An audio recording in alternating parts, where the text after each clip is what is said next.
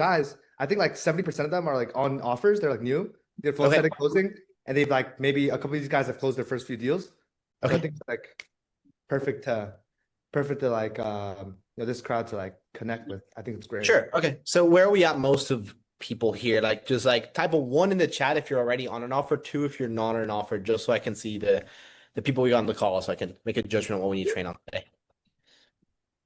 Let's have a look. 1, 1, 1, 2, 2, 2. I'm seeing a lot of twos actually. So okay, cool. All right, so we got a lot of people that are not on an offer.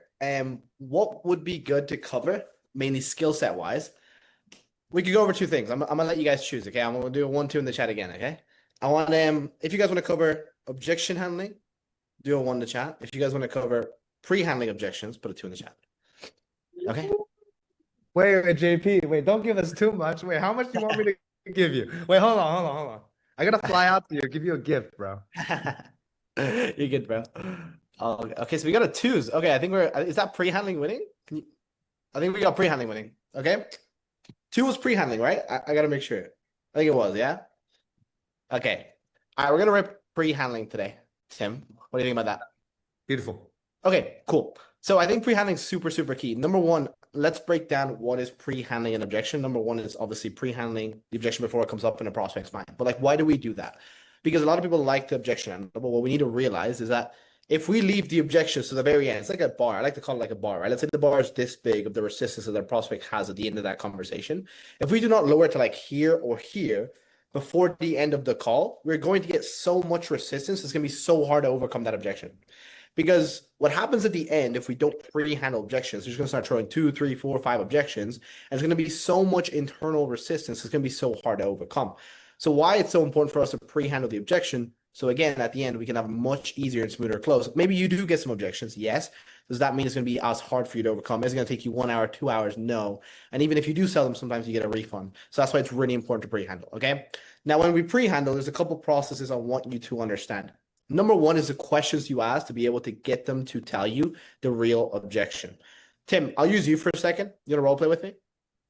The first question I'm going to ask is like, hey, Tim, have you like gone after and invested in any like advanced training so you can get to like where you need to be?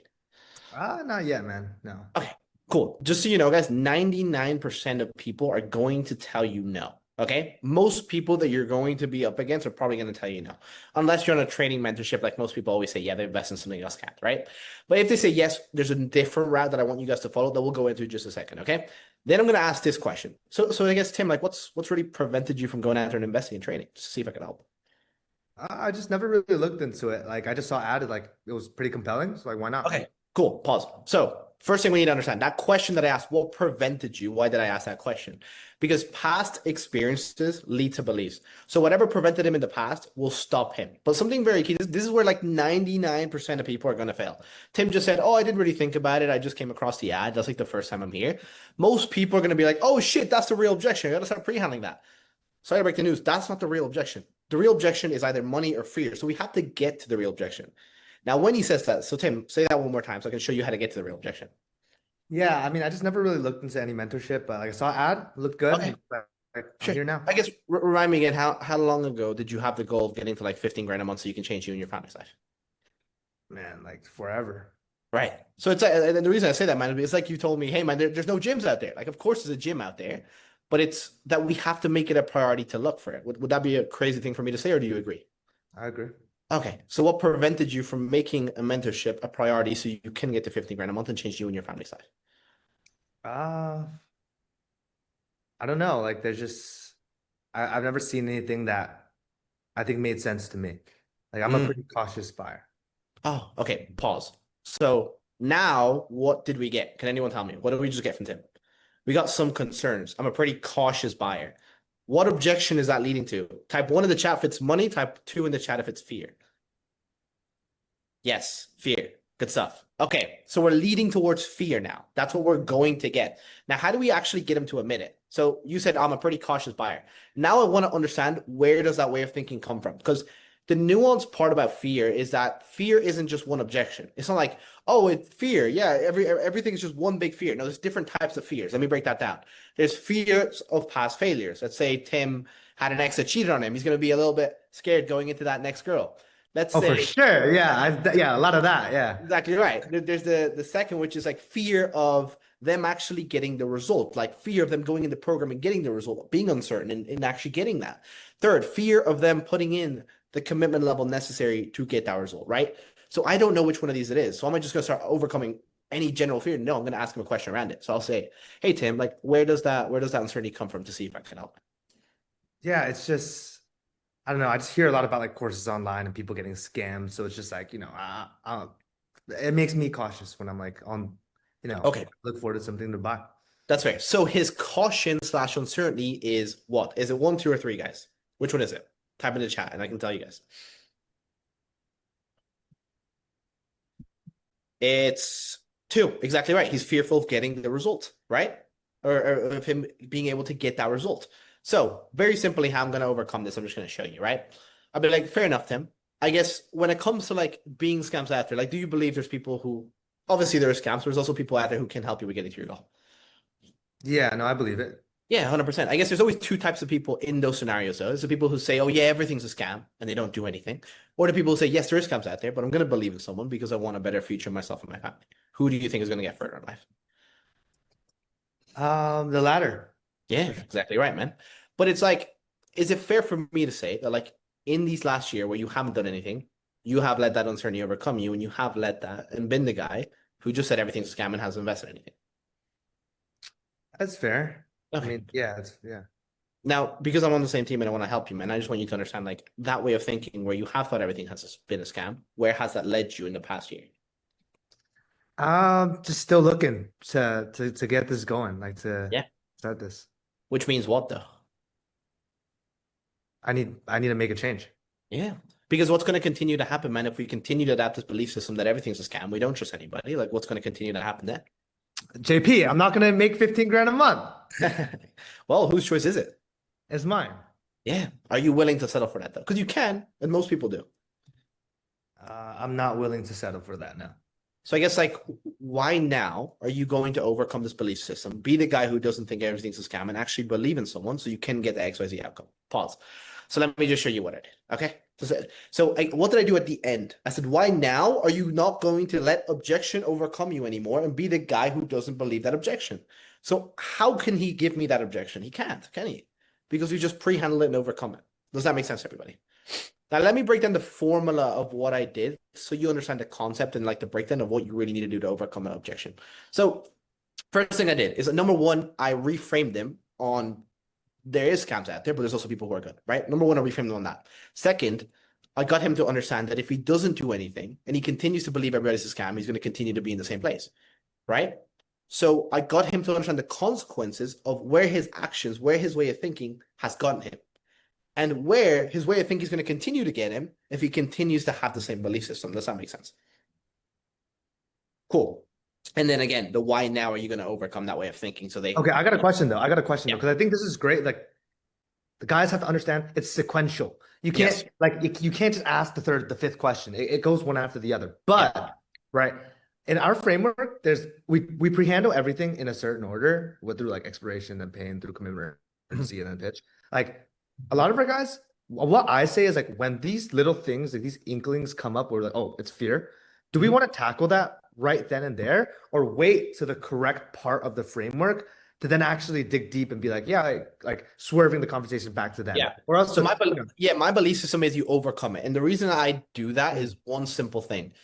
It's like anyone has ever gone skydiving in this group. I'm not sure if you guys have, but it's like the longer we take to jump, it becomes harder, right? It's a very simple framework. The thing is same with objection handling. The longer that belief system stays in their mind and they're saying it out loud, the more that's going to begin, develop, and get bigger and harder it is to overcome at the end of that conversation or even in the portion of the conversation that we need to overcome it with.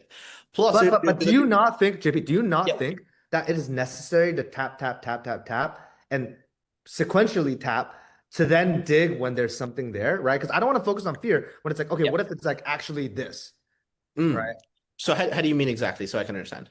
I mean, like let's just say at the top of the call, like just right after setting the call, setting like the frame, like you're just asking some exploration questions. They get into, yeah, I just really need to do this now because I'm very urgent now. is that something where we want to just take that entire frame and continue to go down? Not the Or entire frame. So, for example, if I hear like an inkling of them having that objection, for example, if they come on the call within 2 minutes, they're telling me, "Hey, I got scammed in the past," I'm going to use an identity frame rather than going through my whole sequence, so to just to eliminate that objection.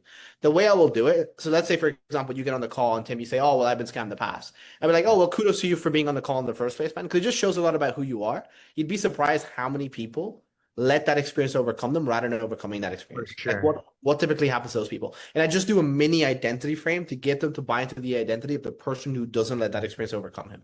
I think you're right. I think you're right. Yeah. It's just hard for me to handle sometimes because it's like, you could really dig deep in one thing, and when it goes to the next, it's like, here we go again, another like 15-minute combo right here.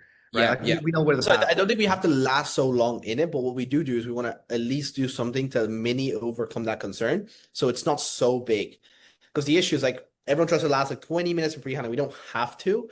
And again, they're going to get resistant afterwards. And that's not what we want to happen when we haven't even pitched the price. Exactly. Yeah. We just want to overcome it to a part where it's not in their mind anymore. Because identity framing is one of the biggest things. Yeah. For sure. Yep. Cool. All right. Now I think we go into objection handling. But before we get into that, I actually want you guys to like just ask me questions on pre-handling or anything you guys have. So the basic formula for pre-handling, you said it was reframe and then get them to understand the consequences, future implications, and then like why now are you going to do something different? That's the basic formula. Correct? Exactly. Yeah, that's the Okay. basic. Yep. Okay. Correct. And again, the two questions before that to understand like what the objection was. Just remember, like one of the most important things I did there was what? Is that I didn't buy into the first thing he said. 99% of people, they buy into the first thing he said. Like he said, "Oh, I didn't know there was a mentorship out there." They think that's a real objection. That's not the real objection. There's something behind that. So you have to reframe him to get him to understand, how did I do that? I said, "Oh, well, like how long have you wanted to get to 15 grand a month for?" "Oh, for last year." Okay, got it. So it's like if you told me, man, like I couldn't find a gym. Like, of course, there's a gym out there, so we have to make it a priority to find it, right? Yeah. So what prevented you from making a priority? So I go back to my prevented question just after reframing them on their small belief system into the real objection. Makes sense?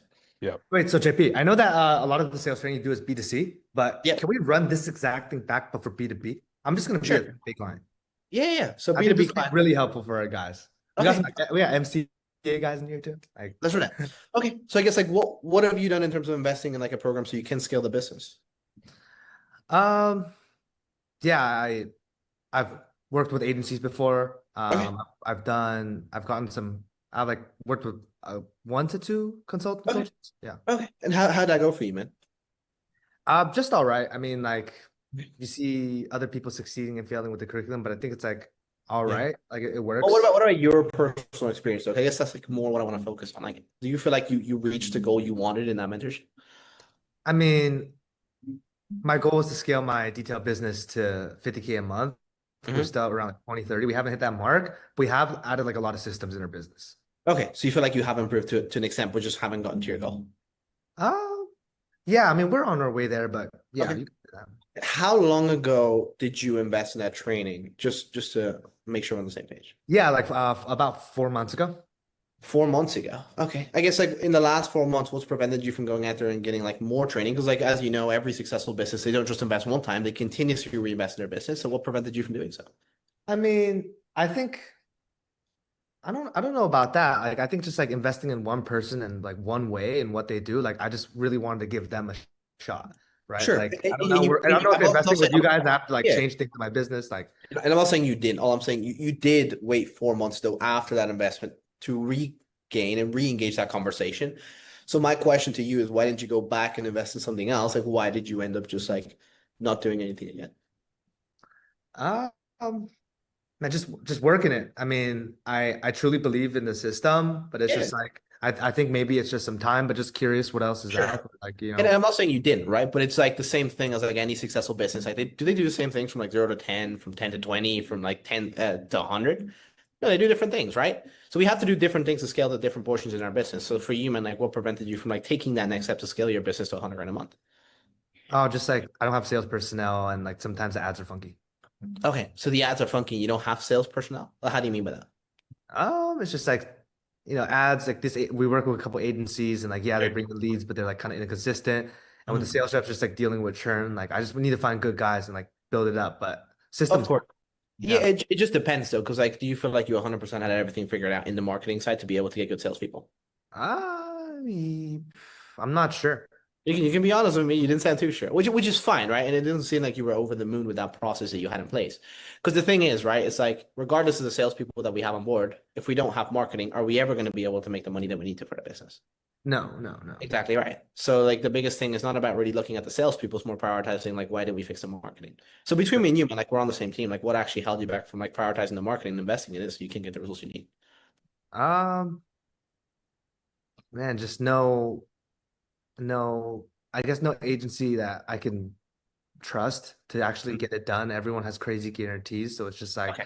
I've been giving it shots. So, Okay, pause. So again, what did we just get there? We just got the ooh, real. JP, you're cold. You're There we cold. go. So You're now we're on ice. the real objection. There you go. You see? So it's very, again, same process, like same thing. Like, do you see how it went back to the prevented question? You just got to reframe their way of thinking on whatever they said. So whatever that mini like fake concern is, because the thing is that like people expect to get the real objection right away when they ask the what's prevented you question. I never expect it. I know 99% of the time they're going to give me that fake concern. That, oh, it's a sales team. I didn't have the sales team fixed. I didn't have this fixed. So again, it's just making sure we get that down. For sure. For Mhm. sure. We're gonna let you speed run the objection handling now. We have 5 minutes. Yeah. So any questions on that before we move on? Everyone solid? Okay, cool. And why don't we get into objection handling? What is the biggest objection that my guys over here are running into? What are we hearing? Just literally type it in the chat. Type it in the chat. Anything you guys are hearing? Money. I'm not talking about brokies who don't have the money. I'm talking about like an actual objection. Yeah. Fear. Okay. I need to see if the numbers make sense. That seems like a objection. I want to wait. Okay. Let's go with I want to wait. I think that's a good one. Okay. Actually, you know what? Do you guys ever get like, oh, I want to do it. Like this is a fastest. This is like a really fast decision. I want to wait. Like this is really Yeah, fast. yeah, yeah. You guys ever get that? All right, Tim, let's go into it. That, yeah, dude, this is just I typically don't make decisions on one call. It's just like I just found you guys. So That's fair. yeah. I guess money out of the equation. Do you feel like everything we do can help you with getting to where you need to be? Um yeah, yeah. You didn't sound so sure. You sure, man? Yeah, I'm sure. Okay, and why do you feel like it can though? Like for you personally, man, just to make sure we're on the same page. Um I love the level of one-on-one support. I think that's something that I need. Yeah. Because like yeah, I can get this and stuff, but I need it to be like accountable to be able to like make it better and better and better over Yeah, time. 100%. When you say like that's how you always do things in terms of making a decision, how long have you been doing it that way for? Um I think I've always just been like this. I don't want to make any like just rational decision. I mean, 12 Okay. grand is a lot, right? Well, rash decision. What makes you think it's a rash decision? Man, it's just I just met you like an hour, like 40 minutes ago. What do you mean? Yeah, I guess good point, man. But like, I guess what if it wasn't what you thought it was? What do you mean? Well, like, didn't we mention that we were having an issue with the marketing like a year ago? Yeah. Is this something that we've like actually had one day to think about, or is this something that's been going on in the business for the last year that we're finding the conversation to change this aspect of the business so we can actually grow? I mean, yeah, for the past year, I've been trying to fix this one problem, but for the past year, I haven't thought about working with you guys, right? Like, Yeah, just, I'm not saying you haven't, right? yeah, But at the end of the day, there's two types of business owners, right? There's a type of business owner who like finds a solution, takes ages to think about it and make a decision, or a type of business owner who just acts so he can get his business in a position where he needs to be and who typically gets there to go faster. um, mm, depends. Depends on what. I mean, a lot of people can crash and burn. A lot of people like, I believe I need to build a big base, make sure everything's right, go Yeah, slow, make they, sure I they make sure could, right? But there's always two scenarios, right? The way I like to look at it is like this, right? Like there's a guy who does nothing, and if you do nothing, what's guaranteed to stay the same? it's everything. Yeah, because what's the exact meaning of insanity? I mean, it's going to be the same. Yeah, exactly right. Doing the same things over and over again, expecting different results, the exact meaning of insanity. But the thing is, right, there's two types of people. There's the people who at least try to do something so they can grow their business, put themselves in a better position, or the people who do nothing and continue to do the same things. Who is going to get the better result at the end of the day? I mean, the person that does Yeah. new things. Yeah, and at the end of the day, I understand how you're feeling, man. Like, yes, it is a little bit of uncertainty. You making a new decision, you making a change in your business and making a different decision. But with that uncertainty, there's two types of people. It's the people who let it overcome them or the people who overcome it. at the end of the day, I'm not asking you to overcome it based on the version of the person who you are right now. I'm asking you to overcome it based on the version of yourself who you want to be. Because ask yourself this question: the Tim who's making 200 grand a month, who scaled the business, done everything he wanted to, like, what would he do in this position right here now to put himself and his family in the best position to go forward? Make a decision. No, you don't have to. It's up to Make you. a change. What do you, yeah, and then we go. And then again, so it's just going back. So when people say, hey, I need 24 hours, I'm like, oh, it's a really quick decision. I'm like, is it a quick decision? What if it wasn't what you thought it was? So Because one thing that I have a question on is, when do you know when to make the comparison between, okay, people that make a decision versus what's the difference between JP that made the decision right now and call? Yeah. Like, when do you know? When do I know how to do that? I know it when, okay, so when I'm on the right track. For example, so there's little mini concerns that come up, and then there's a real objection. What I did is I overcame the mini concern, which is like, I don't want to do it today. I overcame that. When I overcame that, I got him to admit it was fear, and I got him to understand the concept of him overcoming that uncertainty. Once I got him in that process where, like, okay, it's fear, now I can get him into shifting his perspective into the person who he needs to be, because we're at the real objection. I don't do that when I'm not at the real objection. You get me? Facts. Hey, thank you, JP. You a go. Yeah. Hey, yes, everyone, unmute yourself. Say something. Dude, this Sir, dude is a fire. Appreciate you, bro. Thank you, bro. Hey, I appreciate you, team. Yeah, Hey, appreciate Tim, it. have a great rest of your day. See you, boys. Bye-bye. Sir. Ugh. Oh, That motherfucker nasty. Wait, that Cold. motherfucker nasty. That boy nasty. That boy I nasty. watch him so much. That's actually crazy. That's fire. Nasty. That boy is nasty. I mean, okay, it's like okay, let's debrief. What do we think? What did he say? What's good, guys? So sharp, like the momentum, like I don't know, it's like the momentum is crazy. He's just really sharp with the questions he asks, and he's like really leading the conversation. I don't know.